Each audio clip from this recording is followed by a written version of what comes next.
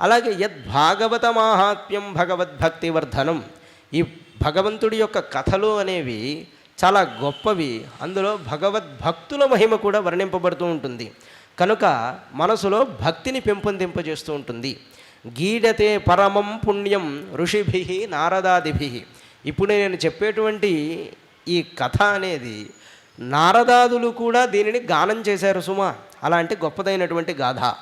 నత్వా కృష్ణాయ మునజే కథడిష్యే హరే కథాం. శుకుడు అంటున్నాడు, నేను కృష్ణాయ మునజే వేదవ్యాసుడికి నమస్కారం చేసుకుని ఈ యొక్క గాథను చెప్తున్నాను సుమా. భగవానుడికి రూపం లేదన్నటువంటి మాట నిజమే, రూపం ఉన్నది అన్నటువంటి మాట నిజమే. అది అలాగే చెప్తాను. నిర్గుణోపి హ్యజః అవ్యక్తః భగవాన్ ప్రకృతే పరః స్వమాయాగుణమావిశ్య బాధ్య బాధకతాంగతాః. పెద్ద పెద్ద వేదాంత చర్చలకు వెళ్ళక్కర్లేదు, కానీ ఇక్కడ ఒక విషయాన్ని తెలుసుకోవాలి. భగవంతుడు ప్రకృతి అంతటా ఉంటాడు అంటే కనిపించే వికారములన్నిట్లోనూ భగవంతుడే ఉన్నాడు. అదే కదండి మనం అనేది. అన్ని చోట్ల భగవంతుడు ఉంటేనే కదలిక అనేది ఉంటుంది. అలాగే దీనికి అతీతంగా కూడా భగవంతుడనేవాడు ఉన్నాడు. పాదోస్య విశ్వాభూతాని త్రిపాదస్యామృతం దివి, పురుష సూక్తం చెప్పినటువంటి మాట. కనిపించేది విశ్వం మొత్తం భగవంతుల్లో పాదభాగం మాత్రమే. ఈ కదలికలు ఇవన్నీ కూడా వీటికన్నిటికంటే ఇంకా నిర్గుణుడై ఉన్నటువంటి స్థితి ఏది ఉన్నదో ఆ బ్రహ్మం మూడొంతులు ఉన్నది సుమా. అది అక్కడ వంతులోని వేసుకోక్కర్లేదు. మనకి కనిపించినది అనంతమైనది, ఈశ్వరుడి లీల అని చెప్తున్నాడు. మరి అలాంటప్పుడు ఈ దేవతలు అసురులు అందరూ కూడా వీళ్ళు చేసే పనులు భగవంతుడికి అంటుతాయా? అంటవు. ఉదాహరణకి ఒక దీపపు వెలుగులో ఒకడు భగవద్గీత చదివాడు అనుకుందాం, ఒకడు హత్య చేశాడు అనుకుందాం. ఈ భగవద్గీతకు దీపం అదే సాక్షి, ఆ హత్యకు దీపం అదే సాక్షి. భగవంతుడు అన్నిటికీ సాక్షి అంటే అట్లా సాక్ష్యంగా ఉంటాడు. రేపొద్దున ఇక్కడ చాలామంది ప్రశ్న వేస్తారు, అంతా భగవంతుడే చేయిస్తున్నాడు కదా, అందరిలో దూరి భగవంతుడే చేయిస్తున్నప్పుడు భగవంతుడిదే తప్పు కానీ మాదవుతుందా, ఈ తప్పు అవుతుందా అని ప్రశ్న వేస్తారు. అప్పుడు ఒక దొంగతనం చేసి భగవంతుడే నా చేత చేయించాడు అన్నాడు అనుకుందాం. పోలీసు కూడా భగవంతుడే నా చేత శిక్ష వేయిస్తున్నాడు అంటాడు. సరిపోతుంది కదండి. అంతా భగవంతుడే చేస్తున్నాడనే జ్ఞానం ఉన్నప్పుడు దొంగతనము ఆయన వల్లే కలుగుతుంది, శిక్ష ఆయన వల్లే కలుగుతుందన్న జ్ఞానం ఉండాలి. అలా కాక నీ విషయంలో దేవుడు వాడి విషయంలో కాదు అనే జ్ఞానం ఉంది అంటే నీ బుద్ధి పక్వం కాలేదు అని అర్థం. అలాగే భగవంతుడు కూడా అంతటా ఆవరించి ఉన్నప్పటికీ ఆయనకి ఏది అంటనప్పటికీ కూడా తన యొక్క మాయా ప్రభావం వల్ల ఈ దేవతలు రాక్షసులు పరస్పరం కలహించుకుంటూ ఉండగా ఆ మాయతో ఆ మాయని అంటిపెట్టుకున్నటువంటి భగవంతుడికి దీన్నంతా ఆపాదించడం జరుగుతూ ఉన్నది అన్నారు. అంటే మాయతో ఒక రూపాన్ని తీసుకోక తప్పదు. ఎప్పుడు పరస్పరం కలహించుకుంటూ ఉన్నప్పుడు ఇదిలా ఎందుకు జరుగుతుందో తెలుసా? దానికి కారణం చెప్పాడు. లోకంలో ఎల్లప్పుడూ మంచి అనేది ఉండదు సుమా.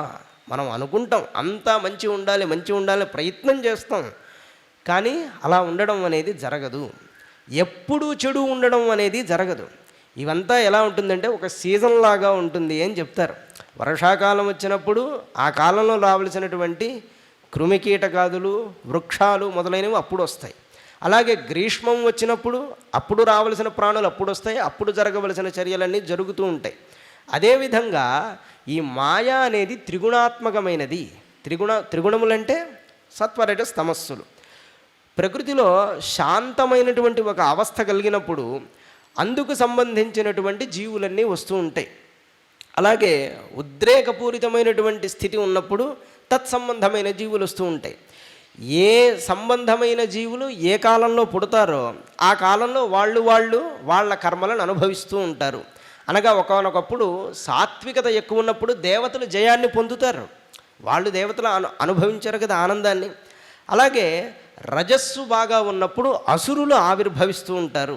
ఎందుకంటే అది వాళ్ళ పీరియడ్ అంటాం మనం, వాళ్ళ యొక్క కాలం అది. తమస్సు ఎక్కువగా ఉన్నప్పుడు యక్షులు, భూతాదులు మొదలైన వాళ్ళంతా ఆనందాన్ని అనుభవిస్తూ ఉంటారు. ఇలా ఏ కాలంలో ఎవరెవరు దేన్ని పొందాలో ఆ కాలానుగుణంగా ఈశ్వరుడు అనుగ్రహిస్తూ ఉంటాడే తప్ప ప్రత్యేకించి ఆయన ఒకళ్ళకి సహాయం చేయడం, ఒకళ్ళని నిరాకరించడం అనేది ఉండదు. అది వాళ్ళ యొక్క కర్మఫలంగానే వాళ్లకు అందివ్వబడుతూ ఉంటున్నది సుమా. పైగా విద్వాంసులైన వాళ్ళు ఇట్లాంటి వాడిని ఎలా తెలుసుకుంటున్నారో తెలుసా?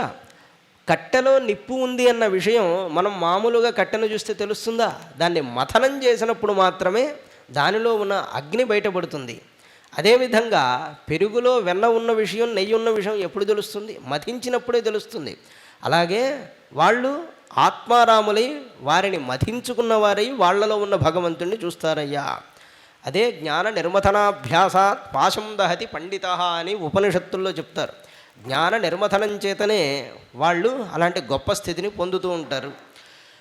అత్ర ఏవ ఉదాహృత పూర్వం ఇతిహాస సురర్షిన. ఈ విషయంలో నీకు సంశయాలు అన్నీ తొలగిపోవడానికి, చక్కగా విషయం అర్థం అవ్వడానికి ఒక ప్రాచీనమైనటువంటి గాథని నేను నీకు చెప్తున్నాను. అయితే ఈ గాథ ఎప్పుడు జరిగిందో తెలుసా? మీ తాతయ్య గారైనటువంటి ధర్మరాజు నారద మహర్షిని ప్రశ్న చేశారు. ప్రీత్యా మహక్రతూ రాజన్ పృచ్ఛతే అజాతశత్రవే. రాజసూయం అనే యాగాన్ని చేశాడు కదా ధర్మరాజు. ఆ రాజసూయం అనేటువంటి యాగం చేసేటప్పుడు దేవర్షి అయినటువంటి నారదుడు ధర్మరాజుకి ప్రేమతో ముందు ఈ విషయాన్ని చెప్పాడు సుమా. ఎందువల్ల? దృష్ట్వా మహాద్భుతం రాజా రాజసూయే మహాక్రతౌ వాసుదేవే భగవతి సాడుజ్యం చేది భూభుజ. శిశుపాలుడనేటువంటి మహారాజు పరమ దుర్మార్గుడు. అంతో ఇంతో భాగవతం విన్నవాళ్ళకి, భారతం విన్నవాళ్ళకి ఈ శిశుపాల దంతభక్తులు అనేటువంటి వాళ్ళు అసురులు అనేటువంటి విషయం బాగా తెలుసు. ఈ శిశుపాలుడు శ్రీకృష్ణుడి చేత వధింపబడి అందరూ చూస్తూ ఉండగానే కృష్ణ పరమాత్ముల్లోనే లీనమైపోయాడు. తత్రాసీనం సురఋషిం రాజా పాండుసుతక్రతో పప్రచ్ఛ విస్మితమన మునీనాం శృణ్వతామిదం. అప్పుడు మహర్షులందరూ కూడా వింటూ ఉండగా ధర్మరాజు అన్నట్ట, అహో అత్యద్భుతం హ్యేతత్, ఇది చాలా అద్భుతంగా ఉన్నదే. దుర్లభైకాంతినామపి, ఏకాంతినామపి అంటే నారాయణుడి భక్తులకు కూడా ఇలా ఐక్యం అవ్వడం అనేది దుర్లభం. వాసుదేవే పరేతత్వే ప్రాప్తి చేద్యస్య విద్విష. అంటే నిరంతరం నారాయణుణ్ణి ద్వేషించేటువంటి ఈ చేది భూపతి అయిన శిశుపాలుడు ఆ వాసుదేవతత్వంలో అందరూ చూస్తూ ఉండగా లీనమైపోయాడే. ఇది ఎంత ఆశ్చర్యం! రమణ మహర్షి చరిత్రను మీరు గమనిస్తే ఆయన దేహాన్ని విడిచిపెట్టిన తర్వాత ఈశాన్య దిక్కుగా ఒక తేజస్సు అరుణాచలేశ్వరంలో లీనమైందని చెప్తారు. అంటే ఎట్లాంటి వాళ్ళకి ఆ స్థితి కలిగింది? నిరంతరం భగవంతుణ్ణి ద్వేషించే శిశుపాలుడికి అలాంటి స్థితి కలిగింది. అది చూసి ధర్మరాజు ఆశ్చర్యపోయాడు. కలిగితే భక్తులకు కలగాలి, ఇలాంటి దుర్మార్గులకి ఇలా కలగవచ్చునా? ప్రాచీన కాలంలో వేణుడు అని ఒక రాజు ఉండేవాడు. ఈ రాజు నిరంతరం ఎప్పుడూ కూడా మహాత్ముల్ని అవహేళనం చేయడం, ద్వేషం చేయడం చేస్తూ ఉండేవాడు. అది చూసి మహర్షులు వాళ్ళ యొక్క తపస్సుతో ఆ రాజుని నరకంలో వేశారు. అలాగే హరినింద చేసేటువంటి వీడు నరకాన్ని పొందవలసింది పోయి చక్కగా స్వామిలో లీనమైపోయాడేంటి? కథం తస్మిన్ భగవతి దురవగ్రాహధామని పశ్యతాం సర్వలోకానాం లయమీయుతు రంజస. అంటే అందరూ చూస్తూ ఉండగా పొందశక్యం కానటువంటి భగవంతునిలో ఈయన ఎట్లా ఐక్యమైపోయాడో కదా అని అద్భుతముగాను విస్మయమును పొందగా ప్రశ్న చేసేట నారద మహర్షి. అప్పుడు ధర్మరాజు అడిగిన మాటకి చాలా సంతోషించాడు. సంతోషించి అప్పుడు ఒక గాథ చెప్తున్నాడు. ప్రకృతికి పరమాత్మకి ఉండే తేడా తెలియకపోవడం వల్లనే మనుష్యులందరూ కూడా ఇలా భావన చేస్తున్నారయ్యా అన్నాడు. అంటే ఏమిటి? ప్రకృతికి పరమాత్మకి తేడా. ఆ భేదం ఏమిటి అంటే ప్రకృతినే మనము అని మనం ఎప్పుడూ అనుకుంటూ ఉంటాం. కానీ పరమాత్మనే ప్రకృతిగా ఉంది అనే జ్ఞానం అనుభవంలోకి వచ్చిందనుకోండి, అప్పుడు మనము భగవంతుడమే అవుతాం. ఇదే ఉన్నటువంటి విషయం. ఉదాహరణ చెప్పాలంటే ఈ శరీరం ఉన్నది. ఈ శరీరం ప్రకృతిలో భాగమే కదండి. ఈ శరీరమే మనము అనే భావం మనకు ఎక్కువ. మనం ఎన్ని కబుర్లాడినా దేహం మనమనే భావమే మనకు ఉంటుంది. కానీ ఈ భావాన్ని విడిచి దీనికి కూడా మూలం పరమాత్మజే అనే జ్ఞానం మనలో ఎప్పుడు కలుగుతుందో అప్పుడు మాత్రమే యథార్థమైన సత్యం బోధపడుతుంది. అంతే తప్ప మామూలుగా మనం మాట్లాడుకున్నంత సులభం కాదయ్యా. సకల ప్రాణులు కూడా వారి వారి కర్మానుసారమే తిరుగుతూ ఉంటారు. వాళ్ళని శిక్షించేటువంటి పరమాత్మ అద్వితీయుడే తప్ప అన్నిటినీ స్పృశించేటువంటి వాడు కాదు. ఆయనకి ఇది అదేనటువంటి తావు ఏమీ లేదు. ఈ విషయం ఎందుకు చెప్తున్నానో తెలుసా? ద్వేషించినటువంటి శిశుపాలుడు కూడా ముక్తిని పొందాడు అని నీవు అన్నావు కదా. భగవంతుడికి ద్వేష్యుడు ప్రియుడు లేడని ఎందుకు చెప్తారంటే, నిరంతరం ద్వేషం చేయడం వల్ల కూడా భగవంతుడిని పొందవచ్చు అని నారదుడు చెప్పాడు. ఆ మాట సత్యం. మనకి భక్తి 9 విధాలుగా తెలుసు, కానీ 10వ భక్తి ఉంది కదండి, వైరభక్తి. కాకపోతే నిజమైనటువంటి వైరతకి కట్టుబడి ఉండాలి. నిజమైన శత్రుత్వానికి, నువ్వు నా ఎదురుగా వస్తే నేను నిన్ను చంపేసి తీరుతాను సుమా అని భగవంతుడితో జన్మకాలం వైరాన్ని పెట్టుకుని ఎవడైనా ఉంటే వాడికి మరణించే సమయంలో కూడా భగవంతుడు కనిపిస్తాడు.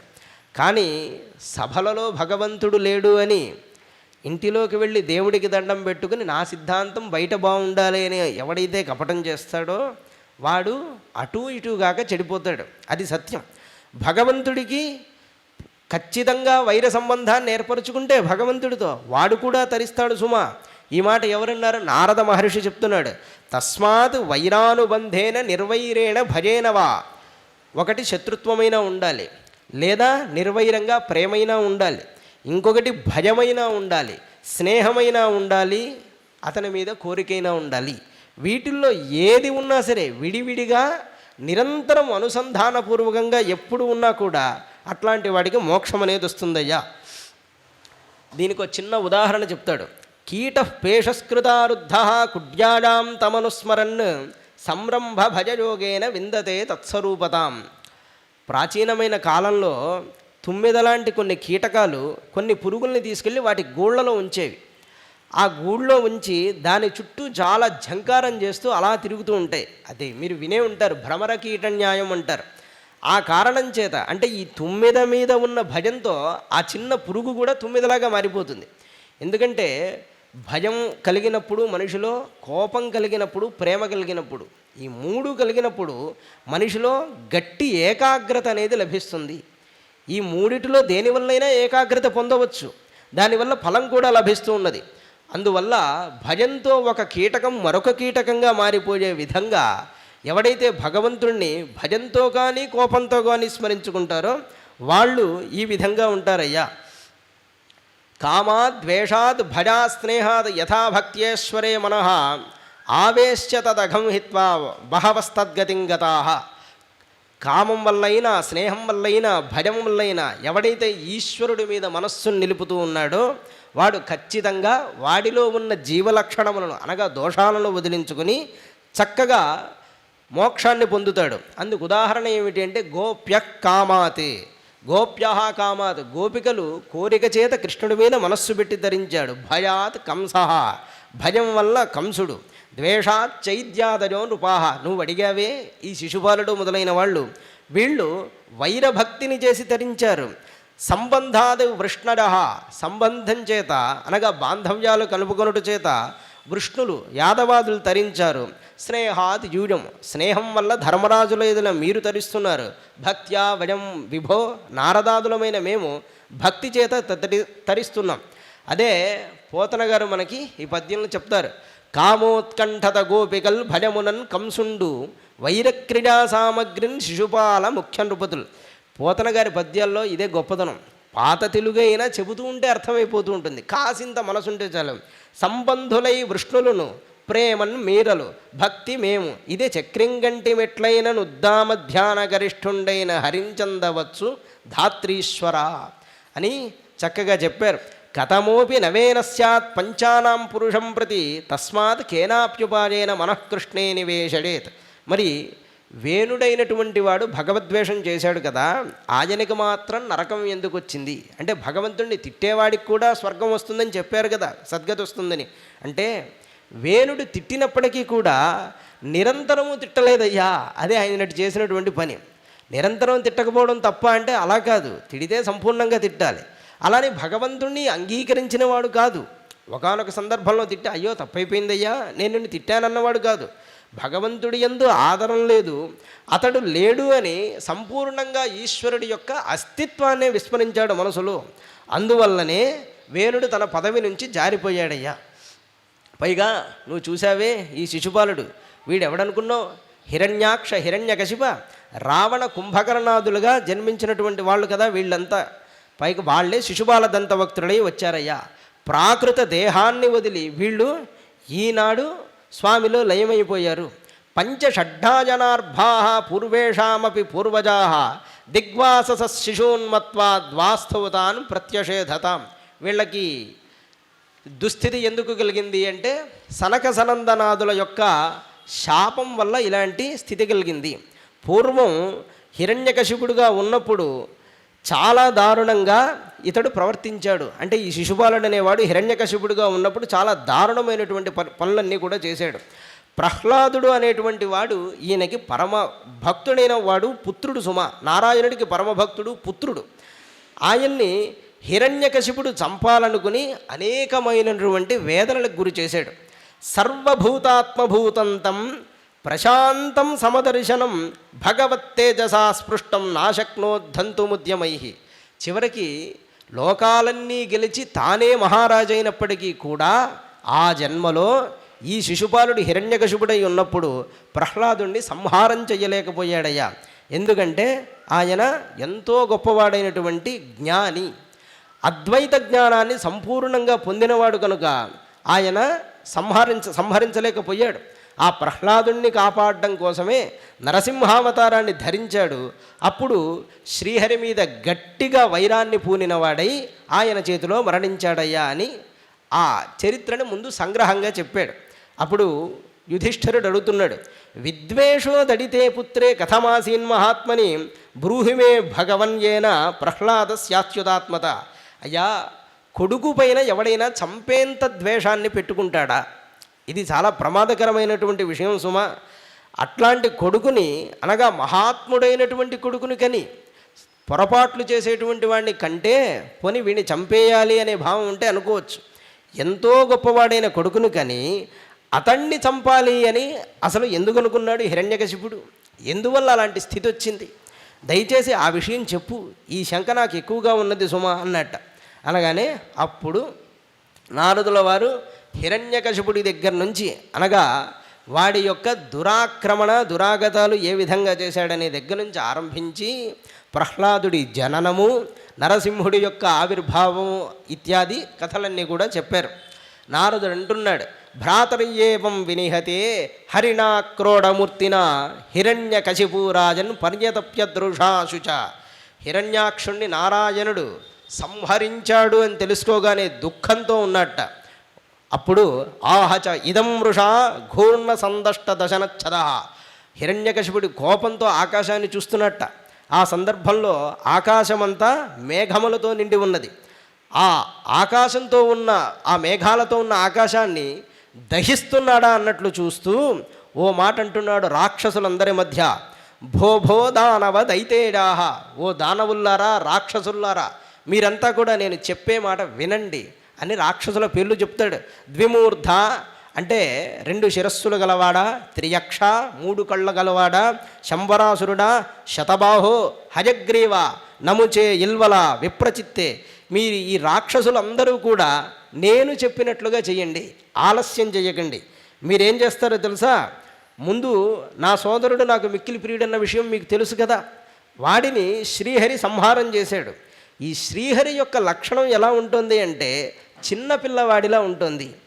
ఎవరు పొగిడితే వాళ్ళ వైపు వెళ్ళిపోతున్నాడు ఈ శ్రీహరి.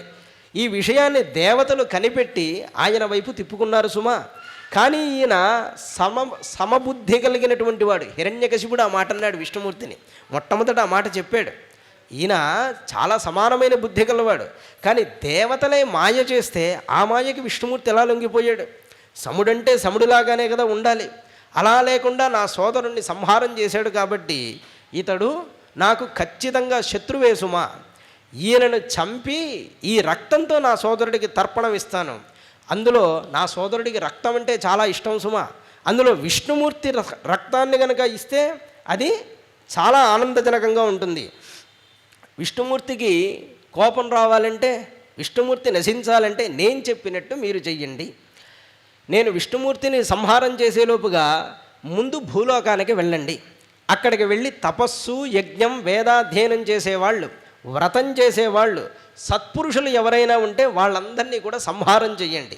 ముందు నేను మీకు అప్పచెప్తున్నటువంటి పని ఇదే. విష్ణు ద్విజక్రియామూల. యజ్ఞో వై విష్ణు అని వేదమే అంటున్నది కదా. విష్ణువు యజ్ఞం మూలంగా గలవాడు. యజ్ఞం ధర్మమద పుమాన్, యజ్ఞస్వరూపుడైనటువంటి విష్ణువు మూలం, ధర్మరూపుడైనటువంటి ఆ పురుషోత్తముడే దేవతలకి పితరులకి కూడా పరమమైనటువంటి గతి అయినటువంటి వాడు. ఎత్ర ఎత్ర ద్విజాగావః వేద వర్ణాశ్రమాక్రీడ తం తం జనపదం యాత సందీపడిత వృశ్చత అంటున్నాడు.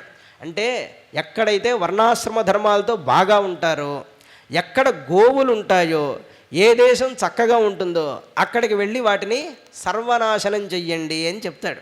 బహుశా ఆ కాలంలో అలా కొంతమంది చేసి మిగిలిపోయిన వాళ్ళే మళ్ళీ కొన్ని వందల సంవత్సరాల ముందు మన మీద దండయాత్రలు చేసి మళ్ళీ సర్వనాశనం చేశారు. అదే కదా వాళ్ళు చేసింది కూడా, గోవుల్ని, వేదాల్ని, దేవాలయాల్ని సర్వనాశనం చేయడం, రూపాలు మార్చుకుని అలా వచ్చారు. హిరణ్యకశిపుడు చెప్పాడు, మంచి మంచి చెట్లని కూడా మిగల్చొద్దు సుమా, నరికేసేయండి, ఆ విధంగా అందరికీ పీడ కలిగించండి అని చెప్పగానే వాళ్ళు చాలా ఆనందించారు. ఎందుకు? తథా ప్రజానాం కథనం విదధు కథన ప్రియా, సహజంగానే వాళ్ళు యుద్ధం అంటే ప్రీతి కలిగిన వాళ్ళు. అందులో వాళ్ళ రాజుగారు అలా ఆజ్ఞ చేస్తే అది వాళ్ళకి చాలా ఆనందం కదా. అందుకని సహజంగా గొడ్డళ్ళు తీసుకుని మరి వంతెనలను, ప్రహరీలు, గోపురాలు ఇలా అన్నిటినీ కూడా సర్వనాశనం చేసేట. చివరికి సోదరుడి మరణానికి దుఃఖించినటువంటి హిరణ్యకశిపుడు ప్రేత కార్యాలన్నీ నిర్వర్తించాడు. అంటే అంత్యక్రియాకలాపాలన్నీ చేసేట. చేసిన తర్వాత హిరణ్యాక్షుడికి కొంతమంది పుత్రులు ఉన్నారు. శకుని, శంబరుడు, ధృష్టుడు, భూత సంతాపనుడు, వృకుడు, కాలనాభుడు, మహానాభుడు, హరిశ్మశ్రువు, ఉత్కచుడు అనేటువంటి వాళ్ళు ఆయన యొక్క సంతానం. హిరణ్యాక్షుడి యొక్క భార్య పేరు వృషాభానువు, హిరణ్యాక్షుడి యొక్క తల్లి పేరు దితి. ఇక్కడే ఒక మాట చెప్తారు ఈ గాథలో, సంపదల మీద ఉండేటువంటి లోభానికి హిరణ్యాక్షుడు గుర్తు. అంటే ఏదైనా అంతా తనకే కావాలి అని అనుకుంటూ ఉంటాడు. వృషాభానువు అనే ఆమె కోపానికి గుర్తు, భేదబుద్ధికి, అంటే తన వాళ్ళు బాగుండాలి ఇతరులు బాగోకూడదనే భేదబుద్ధికి దితి గుర్తు, బ్రహ్మానందంతో పరవశించే వాడిగా ప్రహ్లాదుడు గుర్తు అన్నారు. అంతటా వ్యాపించిన భగవానుడిగా నరసింహస్వామి గుర్తు అన్నారు. అంటే అందుకు వాళ్ళు ప్రతీకలయ్యా. ఈ విధంగా చెబుతూ కథను ఆరంభిస్తున్నారు. వృషాభానువును చూసి, అనగా చనిపోయిన సోదరుడి పత్నిని చూసి, తల్లిని చూసి ఒక మాట చెప్తాడు. అమ్మా, ప్రాణులు ప్రారబ్ధవశం చేత ఒకచోట కలుసుకుని వెలిగిపోతూ ఉంటాయి. దైవేనేకైత్ర నీతానాం ఉన్నీతానాం స్వకర్మభి. ఒక మార్గంలో వెళుతున్నప్పుడు చలివేంద్రాలు పూర్వం ఏర్పాటు చేసేవాళ్ళు. ఈ చలివేంద్రంలో నీళ్లు తాగి కాసేపు విశ్రాంతి తీసుకుని జీవులు ఎలాగైతే విడిపోతూ వెళ్ళిపోతారో అలాగే ప్రతి జీవుడు కూడా కర్మవశాత్తు భూమి మీదకి వచ్చి తన ప్రారంధం అయిపోయిన వెంటనే అక్కడి నుంచి వెళ్ళిపోతాడు సుమా అని చెప్పాడు. నిజానికి హిరణ్యాక్షుడు చెప్పిన వేదాంతం ప్రహ్లాదుడు చెప్పిన వేదాంతం కంటే కూడా గట్టిగా ఉంటుంది. వాడు అంత వేదాంతాన్ని చెప్పాడు. ఈ కొద్దిగలోనే కాదు సుమా, సుయజ్ఞోపాఖ్యానాన్ని ఆయనే చెప్తాడు. అత్రాప్యుదాహరంతీమం ఇతిహాసం పురాతనం యమస్య ప్రేతబంధూనాం సంవాదం తన్నిబోధత. మీరు పోయిన సోదరుడి గురించి ఆలోచన చేస్తున్నారు, కానీ అతడు తిరిగి వస్తాడని మీరు అనుకోవద్దు. ప్రాచీనమైన కాలంలో యమధర్మరాజుకి కొంతమంది స్త్రీలకు జరిగినటువంటి ఒక కథని నేను మీకు చెప్తున్నాను. ఉశీనర దేశం అనే ఒక దేశం ఉండేది. అక్కడ సుయజ్ఞుడు అనబడే రాజు ఉండేవాడు. ఆయన శత్రువుల చేత హతుడై చాలా హృదయ విదారకంగా రణభూమిలో పడిపోయి ఉన్నాడు. అలా పడిపోయిన వాడిని చూసి అక్కడికి వచ్చి భార్యలందరూ కూడా చాలా దుఃఖిస్తారు. అయ్యో, ఎంతటి గొప్పవాడు, నిత్యం వందిమాగధలుతే స్థుతి పొందేటువంటి వాడివి కదా నువ్వు, అట్లాంటి వాడివి ఈరోజు దిక్కులేని వాడివి చనిపోయావు కదా, నీ పాదాలే మాకు దిక్కు తప్ప వేరే ఇంకో దిక్కు లేదు, నీతో మేం కూడా వచ్చేస్తాం, మాకు అనుమతి ఇవ్వు అని ఆ శవం దగ్గర నానా విధాలుగా మాట్లాడుతూ అంత్యక్రియలకు ఆ శవాన్ని అప్పగించకుండా ఉన్నారట. అలా ఉండగానే సూర్యుడు అస్తమించాడు. తత్ర ప్రేతబంధూనాం ఆశ్రుత్య పరిదేవితం ఆహతాన్ బాలకో భూత్వా యమస్వయముపాగత. ఆ సందర్భంలో యముడే స్వయంగా ఒక రూపాన్ని ధరించి అక్కడికి వచ్చి అంటున్నట్ట, అహో అమీషాం వజసాధికానాం విపశ్యతాం లోక విధిం విమోహ ఎత్రాగతస్తత్ర గతం మనుష్యం స్వయం సధర్మ అపి శోచంత్యపార్థం. ఈ మనుష్యులు ఎంత తెలివి లేనటువంటి వాళ్ళు, వీళ్ళు వయస్సులో చాలా పెద్దవాళ్ళు అయినప్పటికీ కూడా వీళ్ళకి వ్యామోహం మెండుగా ఉంటుంది. ఒకరు చచ్చిపోతే ఏడుస్తున్నారు, బాగానే ఉంది, కానీ వీరు కూడా చచ్చిపోతారన్న విషయాన్ని మర్చిపోతున్నారు. ఆ మాటలు మనం అనకూడదండి. నిజానికి ఒకడు చచ్చిపోతే మేము కూడా చచ్చిపోతాంలే, శవం తీసేయండి అనకూడదు. యమధర్మరాజు వచ్చి ఆ సందర్భ దుఃఖం విపరీతం అయిపోయినప్పుడు అలా తలుచుకోవాలి కానీ. Thanks for watching. Please comment, like, share and subscribe our channel.